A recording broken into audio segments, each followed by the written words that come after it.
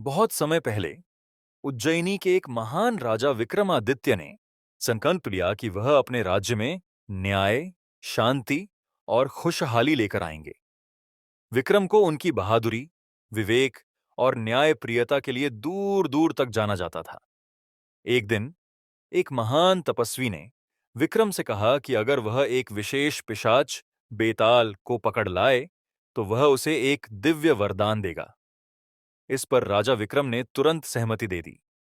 तपस्वी ने उन्हें एक श्मशान भूमि की ओर इशारा किया, जहां एक पुराना बड़ का पेड़ था।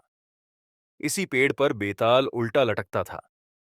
लेकिन बेताल साधारण आत्मा नहीं था, वह बेहद चालाक और गूढ़ था। विक्रम ने पूरी तैयारी के साथ श्मशान भूमि का रुख किया।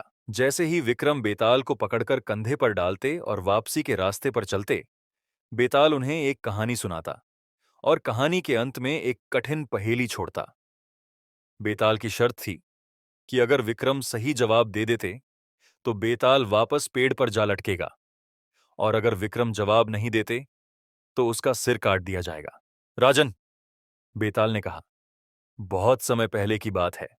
एक छोटे से राज्य में माधव और वसुधा नाम के एक गरीब दंपति रहते थे। उनकी शादी को कई वर्ष हो चुके थे, लेकिन उनके घर में कोई संतान नहीं थी।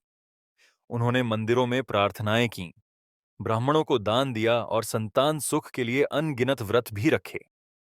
एक दिन उनकी प्रार्थनाएं सुन ली गईं और एक साधु ने उन्हें वरदान दिया कि उनके घर एक सुंदर पुत्र का जन्म होगा।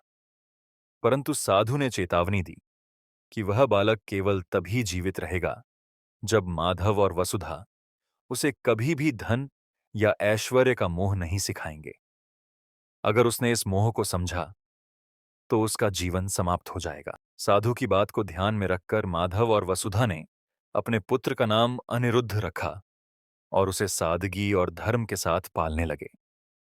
अनिरुद्ध बड़ा हुआ और पूरे गांव में अपनी समझदारी और ईमानदारी के लिए प्रसिद्ध हो गया। एक दिन राजा ने अनिरुद्ध को दरबार में बुलाया और उसकी बुद्धिमत्ता से प्रभावित होकर उसे राजकुमार की तरह सम्मानित किया। धीरे धीरे अनिरुद्ध को राजमहल का जीवन आकर्षित करने लगा और वह सोने, रत्नों और ऐश्वर्य में डूबने लगा। परिणाम स्वरूप एक दिन वह अचानक बीमार हो गया। माधव और वसुधा को साधु की चेतावनी याद आई।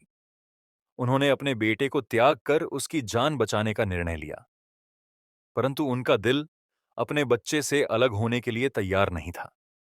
फिर भी उन्होंने कड़ा दिल करके अनिरुद्ध को महल से दूर भेज दिया। बेताल ने विक्रम से पूछा, हे राजन, बताओ, क्या माधव और वसुधा का अपने पुत्र का त्याग करना उचित था? क्या यह सच्चे प्रेम की निशानी थी, या उन्होंने अपने पुत्र के प्रति अपने कर्तव्य को निभाने में असफलता दिखाई? विक्रम ने कहा, माधव और वसुधा का अपने पुत्र को त्याग करना सच्चे प्रेम का प्रतीक था, क्योंकि उन्होंने अपने दुख और मोह पर काबू पाकर उसके जीवन की रक्षा करने का निर्णय लिया। माता पिता का सच्चा प्रेम वही है जो अपने संतान की भलाई के लिए कठिन निर्णय ले सके। अपने बेटे के ऐश्वर्य की इच्छा को समाप्त करके उन्होंने उसके जीवन को बचाने का प्रयास किया। यह उनके कर्तव्य से नहीं, बल्कि उनके पुत्र के प्रति सच्चे प्रेम से प्रेरित था।